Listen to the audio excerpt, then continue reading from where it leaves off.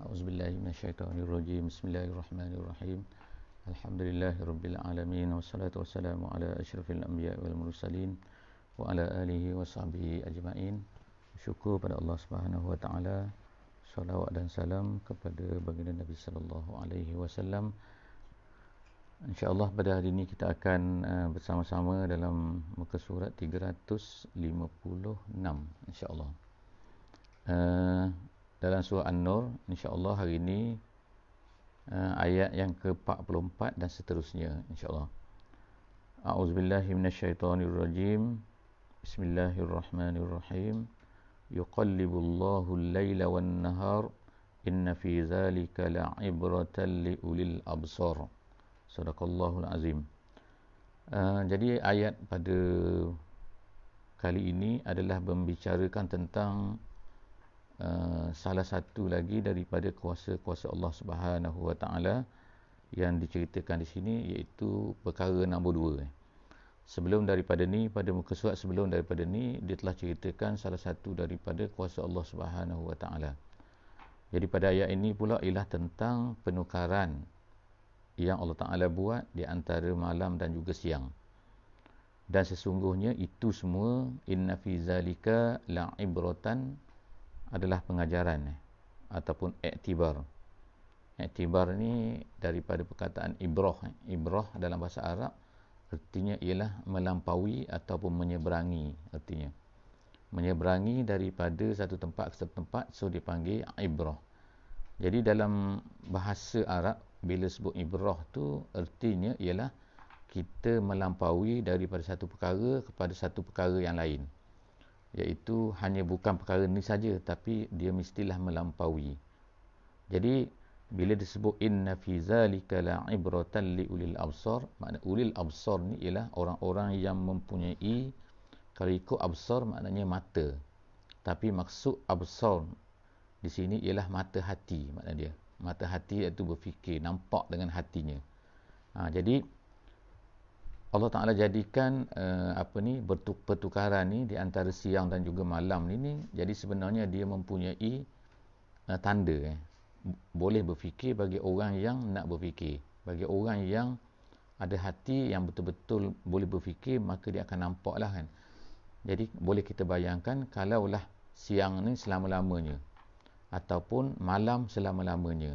Sarmadan dikatakan dalam satu ayat yang lain, sarmadan ila yaumil qiyamah, maknanya berterusan. Jadi apa akan jadi kalau malam tu berterusan? Manusia tu gelap lah. Makna apa jadi kalau siang tu berterusan?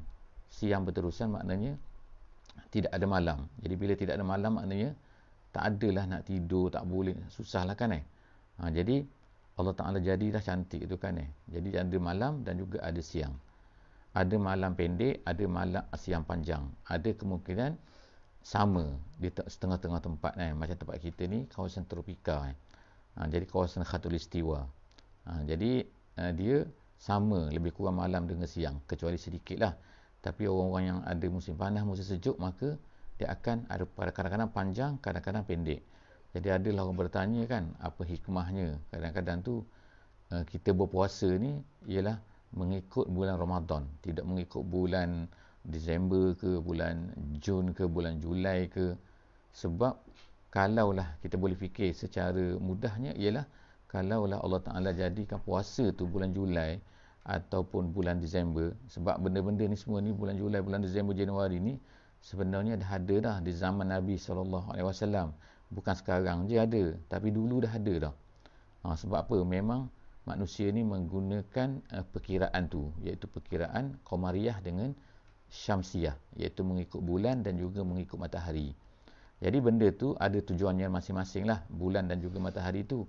Tapi Allah Ta'ala telah mengambil bulan Qamariyah ni menjadi perkiraan untuk puasa, haji dan juga lain-lainnya. Sehingga selepas daripada 30 tahun, maka pertukaran tu akan berlaku lagi. Jadi kalau 15 tahun, maka bulan Ramadan tu bagi orang yang berada di musim sejuk, maka dia akan dapat balik musim panas. Jadi begitulah pertukaran tu sebenarnya memberi faedah kepada manusia. Jadi di sini la'ibratan. Jadi maknanya sebab itulah kita kena fikir juga tentang malam dan juga siang tu. Seterusnya ialah ayat yang ke 45. Wallahu khalaqa kulla dabbatin mimma, dan Allah Ta'ala telah menciptakan kulla dabbah. Dabbah ni ialah semua benda yang melata di atas muka bumi. Itu kalau ikut terjemahannya ialah semua benda yang bergerak di atas muka bumi. Kalau ikut asalnya, dabbah ni ialah binatang yang berkaki empat. Tapi apabila Allah Subhanahu Wa Ta'ala boleh digunakan juga, disebut kat sini kullad dabbah, semua yang bukan hanya yang berkaki empat, tapi semua sekali yang tak ada kaki, yang ada kaki, kaki dua, kaki empat, sebagaimana disebutkan dalam ayat ni. Jadi dalam ayat ni Allah Ta'ala kata dia menciptakan khalaqa kullad dabbatin, menciptakan semua benda yang melata ni, yang bergerak ni. Jadi ialah semua dabbah ni asalnya maknanya seperti mana yang saya sebut tadi kan. Kemudian dabbah ni digunakan pada semua binatang yang ada ruh. Jadi binatang ni ada ruh juga macam manusia kan. Cuma ruh tu berbeza-beza lah. Jadi bila dipisahkan di antara ruh dan juga jasad, nama dia mati. Jadi bila Allah Ta'ala sebut kullad dabbatin, semua dabbah tu termasuk semua benda yang hidup ni. Kemudian min ma'in, semua benda tu adalah Allah Ta'ala cipta daripada ma'. Ma' ni ialah air.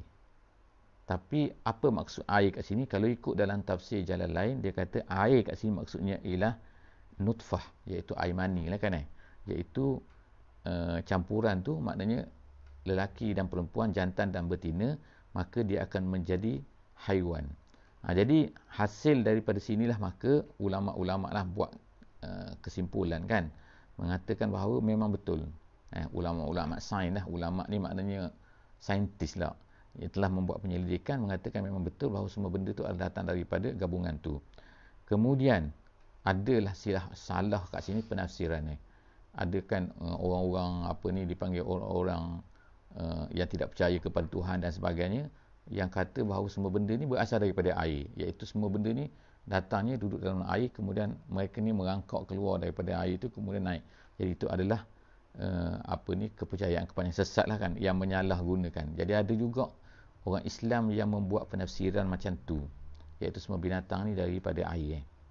Tapi maksud yang kita sebut tadi, air di sini ialah air mani. Faminhum man yamshi ala batnihi. Jadi Allah teruskanlah menceritakan ada yang jenis berjalan di atas perut seperti ular. Wa minhum man yamshi ala rijlain. Ada yang berjalan di atas dua kaki seperti manusia, seperti burung. Wa minhum man yamshi ala arba'. Ada binatang yang berjalan di atas empat kaki, iaitu binatang-binatang seperti kuda, seperti lembu dan sebagainya. Dan Allah Ta'ala tak sebut lagi yang lain-lain ni, tapi dia termasuk di dalam yang selepas daripada tu, iaitu yakhluqullahu ma yasha. Allah Ta'ala ciptakan apa yang dia kehendaki. Jadi dia nak gini, berjalan kaki 8, kaki 20, kaki macam-macam kan. Ada seperti kita kata lipan, banyak kaki dia. Ada serangga-serangga berkaki 6 biasanya. Jadi makna lebih tu Allah Ta'ala tak sebut lah kan. Tapi termasuk dalam yakhluqullahu ma yasha. Allah Ta'ala menciptakan apalah yang dia kehendaki. Innallaha ala kulli syai'in qadir. Jadi nak katanya Allah Ta'ala ni boleh ciptakan apa saja yang dia nak. Dia berkuasa. Kalau dia nak macam mana. Setengah-setengah benda mungkin telah dijumpai oleh manusia lah pada hari ini kan. Kemungkinan ada lagi binatang yang tak dijumpai. Kadang-kadang manusia ni kan dia masuk dalam hutan ni, masuk hutan Amazon, masuk hutan Afrika, masuk hutan batu sana, masuk dalam ikan di bawah lautan tu, dia akan jumpa binatang-binatang baru. Jadi ditulislah spesies-spesies tu. Itu adalah kerja manusia lah. Tapi nak katanya ialah Allah Ta'ala tu boleh mencipta semua benda dan dia mampu untuk buat benda tu semua. Ayat 46, laqad anzalna ayatin mubayyinatin. Seterusnya Allah Ta'ala sebut sini ialah Allah Ta'ala kata laqad anzalna, kami turunkan ayatin, tanda-tanda, mubayyinatin, yang menjelaskan. Ayat-ayat yang menjelaskan, tanda-tanda yang menjelaskan. Jadi ada dua bacaan mengikut ahli qurra, iaitu ahli qiraat dalam membacakan mubayyinatin tu. Ada satu bacaan sama seperti yang sebelum daripada ni yang kita ceritakan. Ada yang kata mubayyinat, ada yang baca mubayyanat. Maknanya ya tu ada baris bawah dan ada baris atas. Jadi kalau mubayyinat, iaitu ayat-ayat itu yang menjelaskan. Menjelaskan apa? menjelaskan hukum, menjelaskan adab, menjelaskan apa yang boleh, apa yang tak boleh. Itu mubayyinatin, iaitu ayat Quran yang menjelaskan.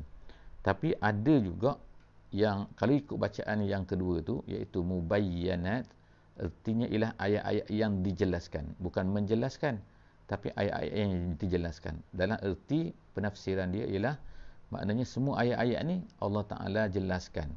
Jelaskan melalui apa? Sama ada melalui ayat di tempat yang lain ataupun Allah Ta'ala jelaskan melalui datangnya Nabi, Nabi menjelaskan dalam hadis dia. Maknanya tidak ada yang confuse ke, tidak ada benda yang tak boleh difahami ke yang ada dalam Quran ni. Itu ayat mubayyanat. Kemudian wallahu yahdi man yasha ila siratin mustaqim. Allah Ta'ala lah yang menunjukkan kepada sesiapa yang dikehendakinya ke jalan yang lurus. Ke jalan yang lurus itu ialah Islam. Mengikut penafsiran tafsir jalan lain. Seterusnya ayat 47. Wa yaquluna amanna billahi wa birrasuli wa ata'na thumma yatawalla fariqum minhum min ba'di zalik wa ma ulaika bil mu'minin. Jadi ayat 47 ni Allah Ta'ala datang semula, kembali semula menceritakan tentang sifat-sifat orang munafik.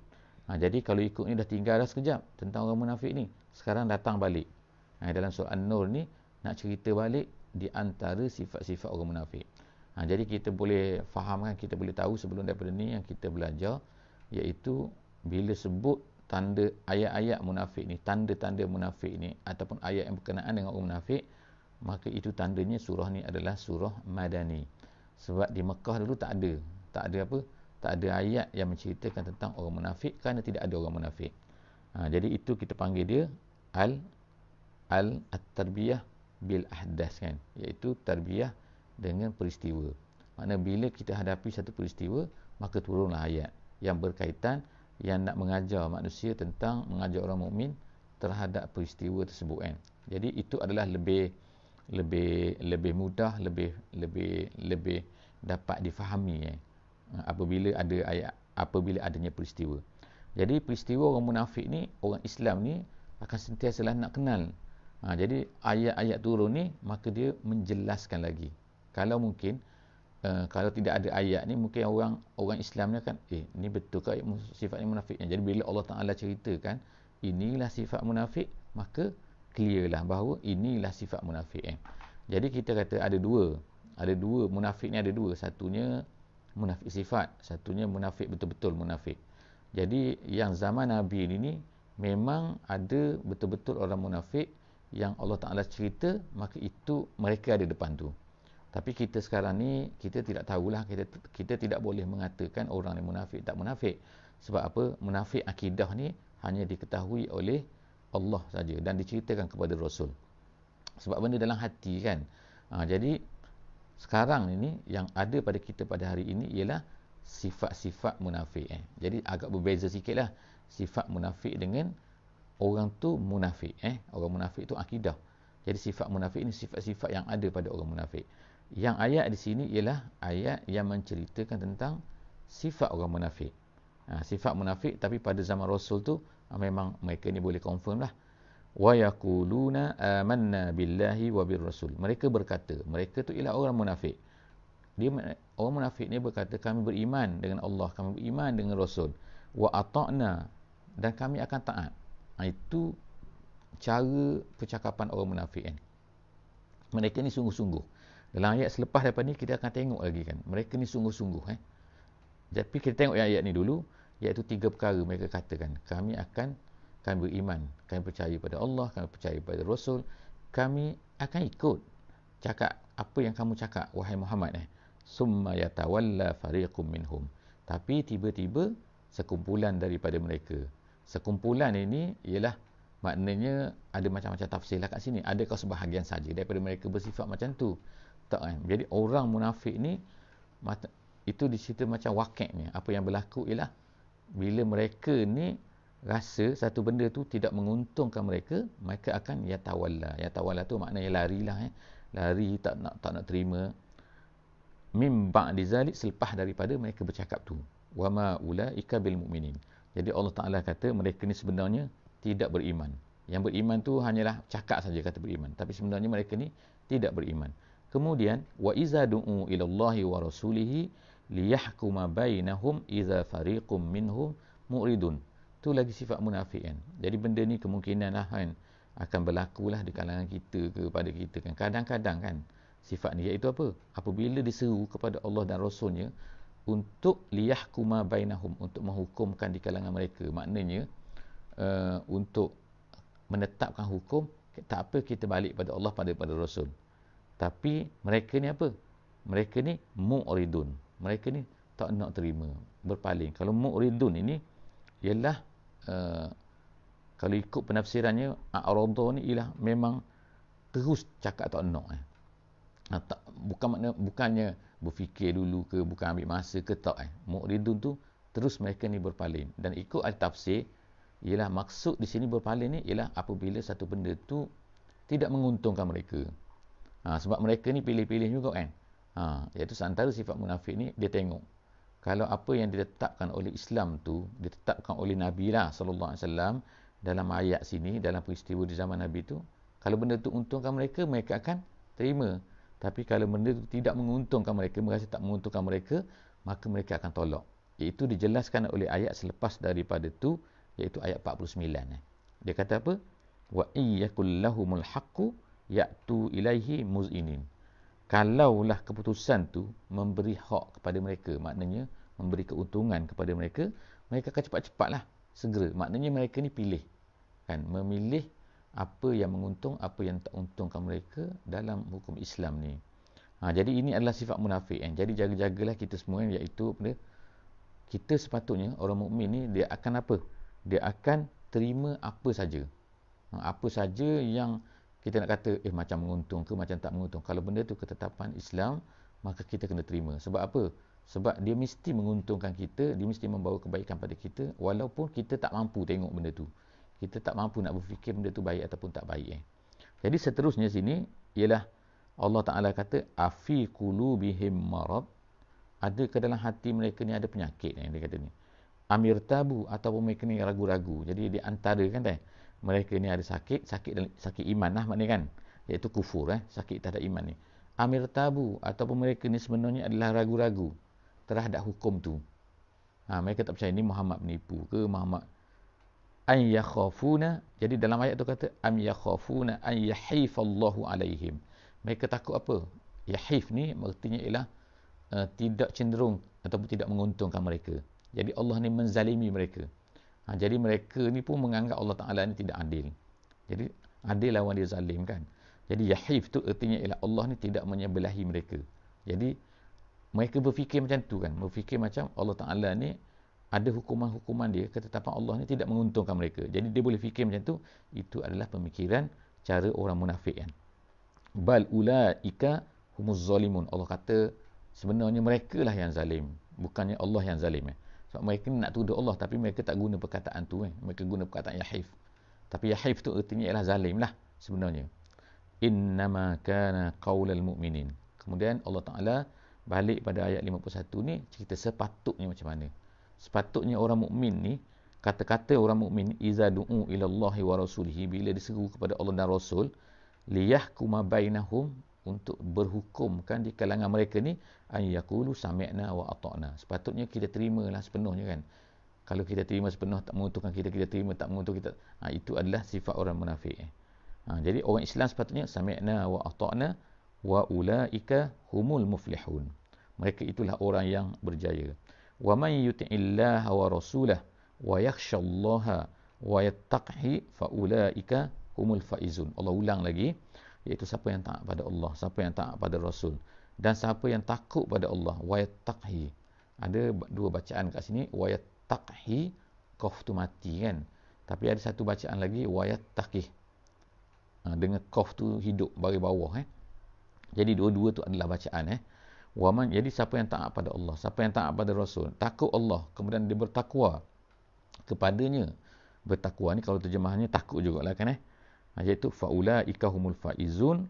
Mereka itulah sebenarnya orang-orang yang faiz. Dan yang terakhir dalam ayat ni, Allah balik lagi, cerita lagi.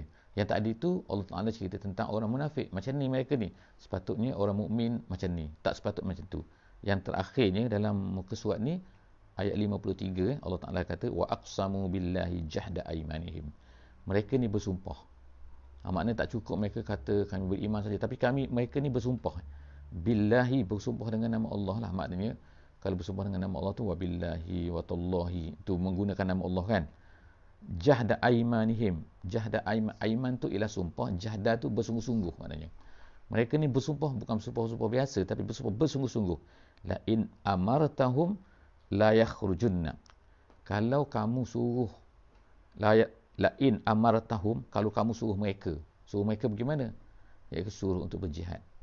Sini mereka kata kepada Nabi lah seolah-olahnya kan, hey Muhammad, beritahulah demi Allah kata, kalau kamu nak suruh pergi mana-mana, pergi berjihad mana-mana ke, kami akan la yakhrujunna. Tengok kan, dia ada situ ialah apa ni, ada nun kan. Nun tu nama dia nun taukid. Nun tu bukan hanya nun mati, tapi nun bersabdu. Dia ada dua taukid ni. Taukid ni maknanya menyungguhkan, sungguh-sungguh kan. Kami akan keluar. Itu kan. La yakhrujunna, itu la yakhrujunna. Nun tu bersabdu menunjukkan bersungguh-sungguh tu tinggi bukan hanya nun mati. Kul la tuqsimu, katakan wahai Muhammad. Jadi Allah Ta'ala beritahu kepada Nabi supaya berkata kepada orang munafik ni, la tuqsimu, jangan duk bersumpah lah. Ta'atun ma'rufah. Ta'atun ma'rufah maknanya apa? Maknanya cakap kamu nak taat ke, kamu nak ikut keluar ke, kamu itu semua ma'rufah, tahu belaka dah maknanya. Ma'ruf tu maknanya, ma'ruf kat sini ialah tahu dah, kami tahu kan. Iaitu sebenarnya itu adalah penipuan. Kerana apabila dia datang daripada orang munafik, kalau kata macam mana pun, itu adalah memang ketaatan yang memang ma'rufah, ketaatan yang memang saja main-main saja kan. Yang dusta saja. Innallaha khabirun bima ta'malun. Allah tahu apa yang kamu buat, iaitu orang munafik buat dan juga kita lah kan, apa yang kita buat Allah Subhanahu Wa Taala tahu. Jadi setakat itulah ayat 53. InsyaAllah kita akan berjumpa lagi lah dalam sesi yang akan datang insya-Allah. Wabillahi taufiq wal hidayah. Wassalamualaikum warahmatullahi wabarakatuh. Subhanakallahumma wabihamdika, asyhadu an la ilaha illa anta, nastaghfiruka wa natubu ilaik. Bismillahirrahmanirrahim. Wal 'asri innal insana lafi khusr illa allazina amanu wa 'amilus shalihat wa tawasaw bil haqqi wa tawasaw bis sabr.